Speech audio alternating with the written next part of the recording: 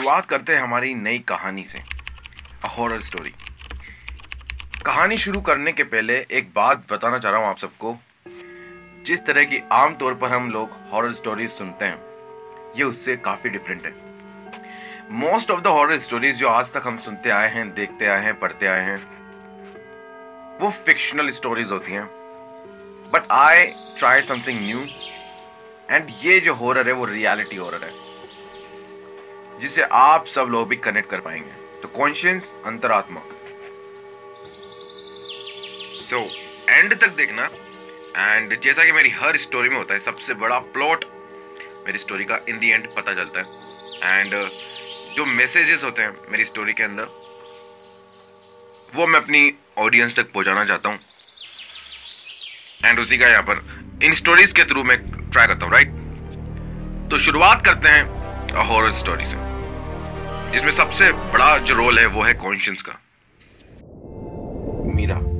मीरा और शैली दोनों एकदम खास सहेलियां हैं। बचपन से एक ही साथ रही हैं, एक ही मोहल्ले में, साथ साथ खेलना कूदना, साथ में स्कूल जाना, रंगोली बनाना, बाजार जाना, मेला घूमना, सब काम एक ही साथ मिलकर किया करती। मीरा एकदम शांत व्यवहार की आज्ञाकारी लड़की है, लेकिन दूसरी तरफ ये जो शैली है ना, बेहद चंचल, तेज और थोड़ी सी लालची किस्म की लड़की है। अगर एक धूप है तो दूसरी छांव है, लेकिन फिर भी एक दूसरे के बिना सांस तक नहीं लेती दोनों। चल ना कच्ची केरी खाने चलें, शैली ने अपने मुंह पर अपनी जीभ चलाते हुए कहा। केरी? हाँ, मन तो मेरा भी है, लेकिन डरती हुई सूरत बनाती हुई मीरा बोली।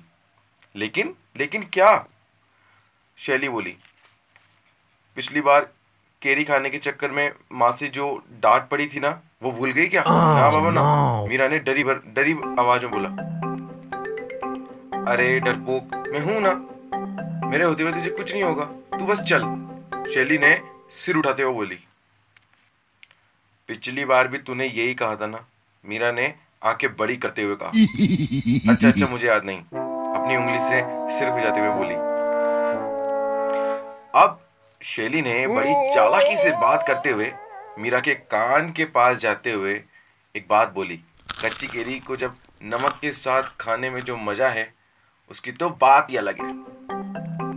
दूसरी तरफ देखें तो मीरा को कच्ची केरी बहुत पसंद। इस बात का फायदा शैली ले रही थी।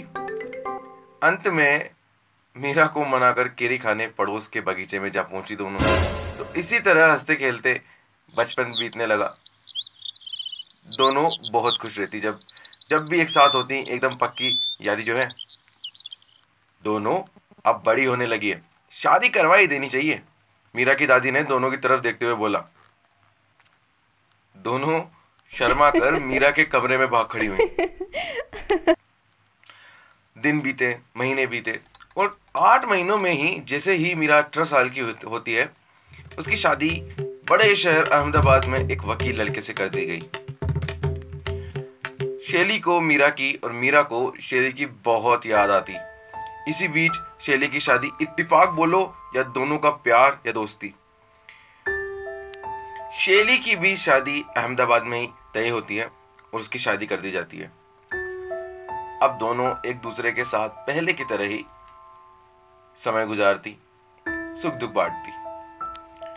एक शाम मीरा और शैली दोनों मीरा के घर पर बैठकर चाय की चुस्कियों के साथ गप्पे लगा रही थी। दोनों जल्दी जल्दी घर का काम निपटा कर यही किया करती। ये देख, ये सोने का हार खानदानी है, मेरी दादी सास ने मेरी सास को दिया और मेरी सास ने मुझे दिया। मीरा हार का डिब्बा मेज पर रखती हुई बोली। शैली की आंखें बड़ी हो गई, उसे वो पहली ही नजर में वो हार पाने की ललक उमड़ पड़ी। बहुत सुंदर हार है मीरा, हार को अपने गले से लगाकर शैली बोलती है।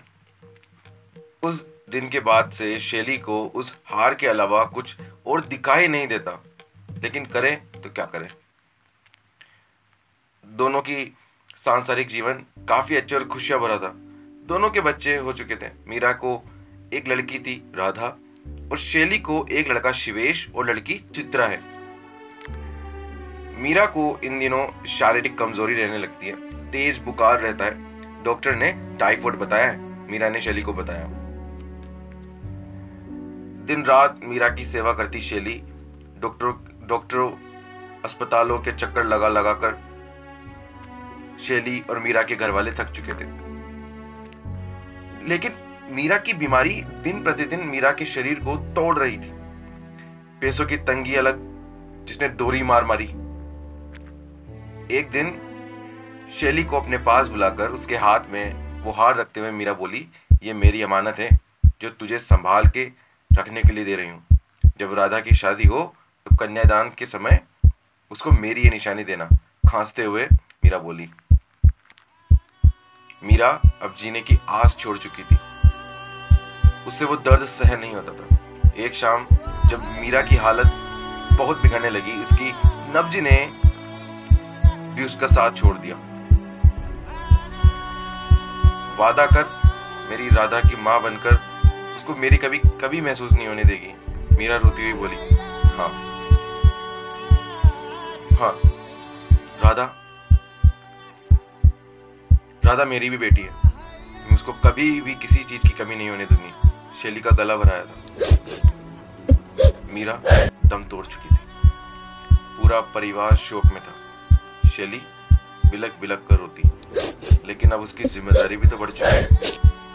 सबको संभालते हुए, हिम्मत दिलाते हुए शैली ये गम भी सहन कर गई और राधा की परवरिश करने लगी। अब कई महीने सालों बीत गए। राधा को जब भी कोई जरूरत होती तो शैली से मांग लेती। शैली कभी भी उसे अपने बच्चों से अलग नहीं समझती थी। राधा को सिलाई बुनाई सिखाई, उसके अलावा पढ़ाया लिखाया, और देखते ही देखते आज राधा 18 वर्ष की हो चुकी थी। मैंने कहा ना दोस्तों, ये जो शैली है ना, ये अपनी सहेली से बेहद प्यार करती थी और दिल की काफी अच्छी थी। लेकिन सिंपल ह्यूमन नेचर और ह्यूमन टेंडेंसी होती है लालच। आगे देखते हैं।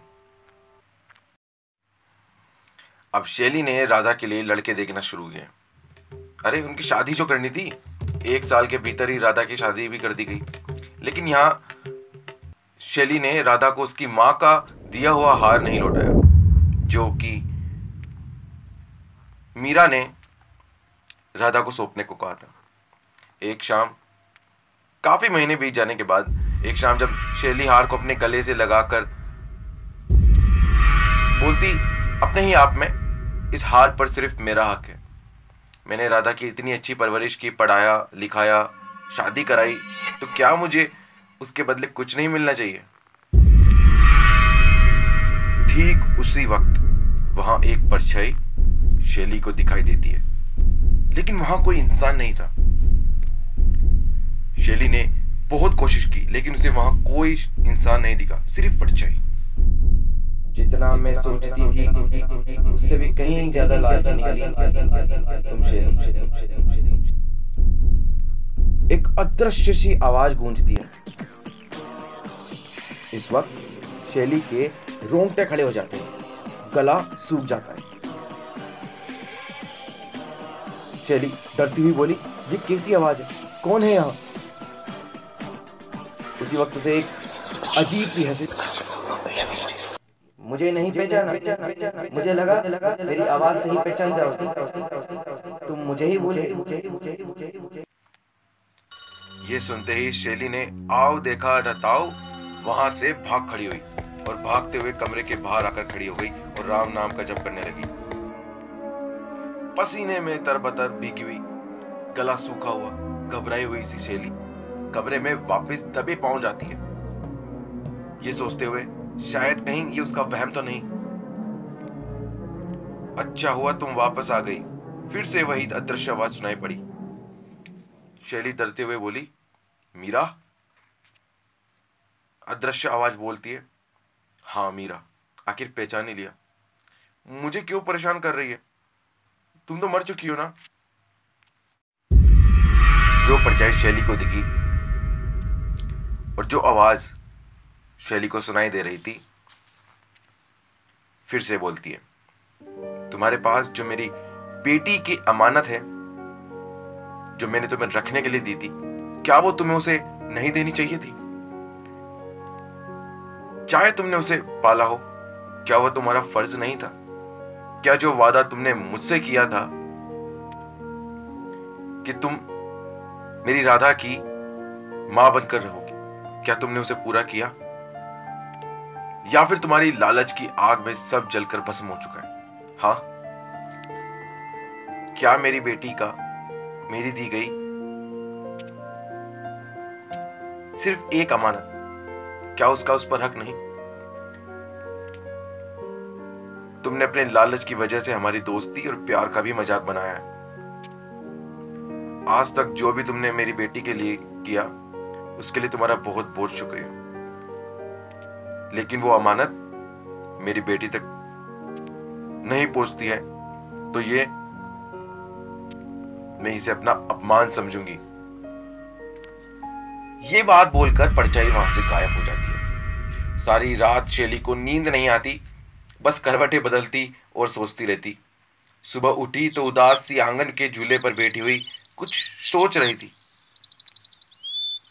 अरे भगवान, क्या हुआ? क्यों ऐसे अकेले बैठी हो? सब कुछ ठीक है? शैली के पति ने मुस्कुराते हुए बोला। शैली अभी भी चुप बैठी हुई है, पता नहीं क्या सोच रही है। अरे बोलो, हुआ क्या है? वे बोले। शैली अपने पति की तरफ मुड़ी और बोला, मैं आपको सब बताती हूँ। और शैली ने शुरुआत से एक के बाद एक दास्तां सुनानी शुरू की, और जो कल रात उसके साथ हुआ वो सब भी उसने बताया। मुझे कुछ हो गया है, भूत की आवाज सुनाई दी, घबराकर शैली बोली। शैली के पति ने सारी बात बड़े ध्यान से सुनते हुए एक बड़ी सी मुस्कान देते हुए बोला, भूत वगैरह आत्मा ऐसा कुछ नहीं होता है, लेकिन कल जो तुम्हारे साथ हुआ वो निश्चित ही तुम्हारी अंतरात्मा की आवाज थी, जो तुम्हें बताना चाह रही थी जो तुमने किया वो नैतिकता के दृष्टिकोण से गलत है। तुम्हारी सहेली मीरा के प्रति प्रेम इतना प्रबल है कि तुम्हारी अंतरात्मा मीरा की आवाज बनकर तुम्हारे इस अनैतिक व्यवहार को दुर्बल बताती है और तुम्हारी गलती का एहसास तुम्हें कराना चाहती है। तुमने राधा को हार नहीं दिया जो उसकी मां ने उसके लिए एक अमानत के तौर पर सौंपा था, और अपनी गलती को मानने की जगह उसको न्यायोचित ठहराना, जस्टिफाई करना गलत है। सोचो। ये सब बोलकर शैली के पति अपने काम के लिए निकल गए। शैली को अपनी गलती का एहसास हुआ और राधा को अगले दिन घर बुलवाया। बेटी, ये तुम्हारी माँ ने मुझे संभाल कर रखने को तुम्हारी शादी के बाद तुम्हें देने को कहा था। आज मैं मेरी सहेली यानी कि तुम्हारी माँ की अमानत तुम्हें लौटा रही हूँ। ये तुम्हारी माँ का आशीर्वाद है, रख लो।